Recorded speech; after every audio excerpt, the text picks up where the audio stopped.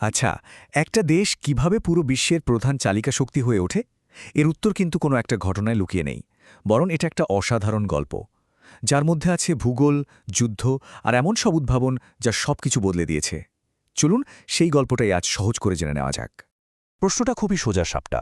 মার্কিন যুক্তরাষ্ট্র ঠিক কিভাবে বিশ্বের প্রধান পরাশক্তিতে পরিণত হল, এই উত্তরটা খুঁজে বের করতে আমাদের ইতিহাসের কিছু খুব গুরুত্বপূর্ণ বা ঘুরে আসতে হবে।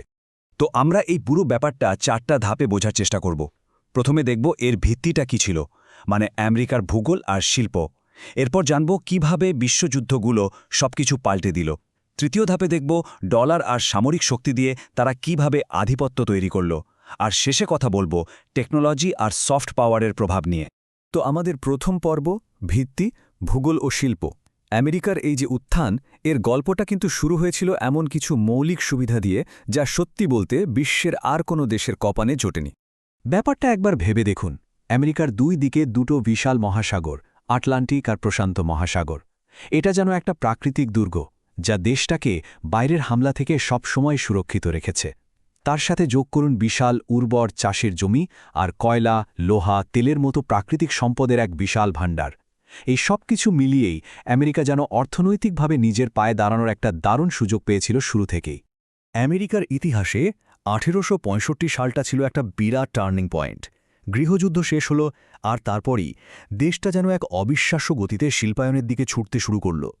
আগে যা কিছু ছড়ানো ছিটানো ছিল, সেগুলো এবার একজোট হয়ে একটা বিরাট জাতীয় শক্তিতে পরিণত হচ্ছিল।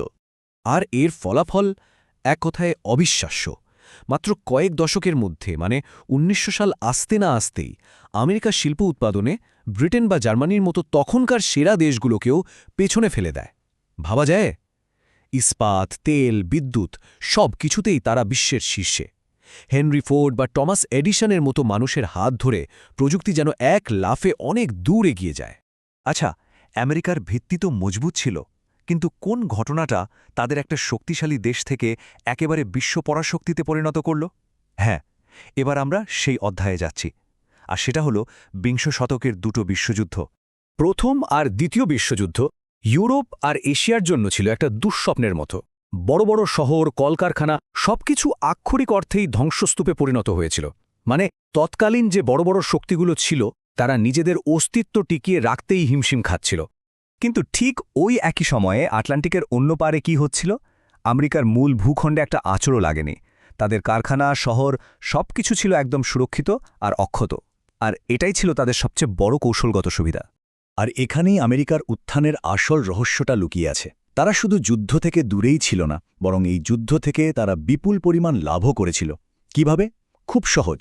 তারা মিত্র শক্তিকে অস্ত্র আর খাবার সরবরাহ করেছে, আর বিনিময়ে বিশ্বের বেশিরভাগ সোনা নিজেদের ভল্টে জমা করেছে। যুদ্ধ শেষে যখন পুরো বিশ্ব বিধ্বস্ত, তখন পুনর্গঠনের জন্য সবার আমেরিকার কাছেই হাত পাততে হয়েছে।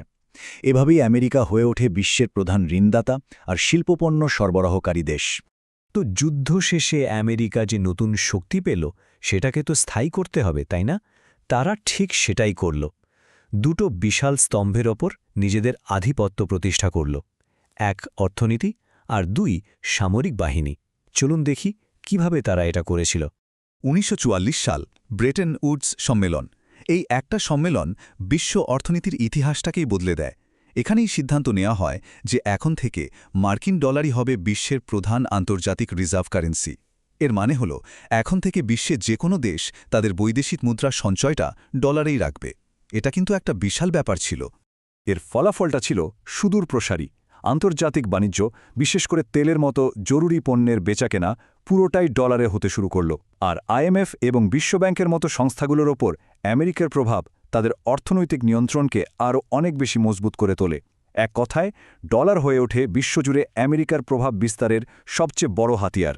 অর্থনৈতিক শক্তির পাশাপাশি সামরিক দিক দিয়েও আমেরিকাকে অপ্রতিরোধ্য করে তোলা হয়।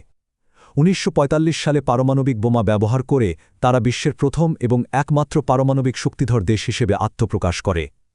এটা ছিল বাকি বিশ্বের জন্য একটা পরিষ্কার বার্তা। আর সেই সামরিক শ্রেষ্ঠত্ব আজও সেটা একইভাবে অটুট আছে। আমেরিকার বর্তমান সামরিক বাজেট এতটাই বিশাল যে এটা বিশ্বের পরবর্তী 10টা দেশের মোট বাজেটের চেয়েও বেশি।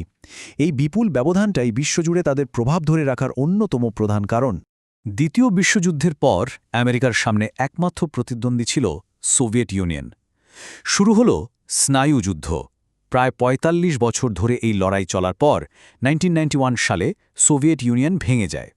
আর এরপর বিশ্বে আমেরিকার সমকক্ষ আর কোনো শক্তি রইল না। এভাবেই তারা বিশ্বের একমাত্র একছত্র পরাশক্তি হিসেবে প্রতিষ্ঠা পায়।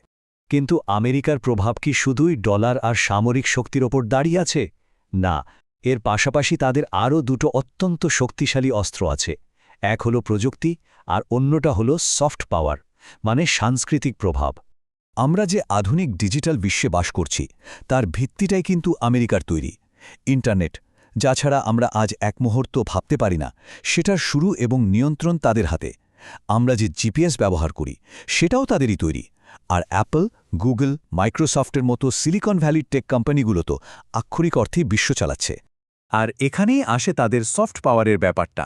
হলিউডের সিনেমা, বিশ্বজুড়ে জনপ্রিয় পপ গান কিংবা ফাস্ট ফুড ব্র্যান্ডগুলো, এই সব কিছুই আমেরিকান সংস্কৃতিকে বিশ্বের প্রতিটি কোণায় পৌঁছে দিয়েছে। এই সাংস্কৃতিক প্রভাবটা কিন্তু অনেক সময় অস্ত্রের চেয়েও বেশি শক্তিশালী হতে পারে। তাহলে এতক্ষণের পুরো আলোচনা থেকে আমরা কি বুঝলাম? চলুন মূল বিষয়গুলো একবার গুছিয়ে নেওয়া যাক। খুব সংক্ষেপে বললে, আমেরিকার সুপার পাওয়ার হওয়ার পেছনে ৩টা মূল চাবিকাঠি ছিল।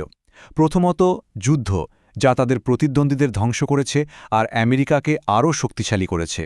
দ্বিতীয়ত ডলার, যা বিশ্ব বাণিজ্যের ভাষা হয়ে উঠেছে। আর তৃতীয়ত প্রযুক্তি ও সংস্কৃতি, যা দিয়ে তারা একদিকে উদ্ভাবনের নেতৃত্ব দিয়েছে আর অন্যদিকে মানুষের মন জয় করেছে।